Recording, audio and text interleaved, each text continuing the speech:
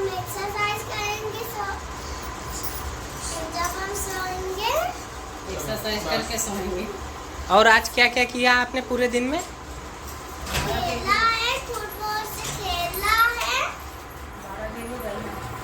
जब हम 12 देवी गए थे वहाँ से हमें चूहा लाए थे। और मेरा नाम है शरण्या।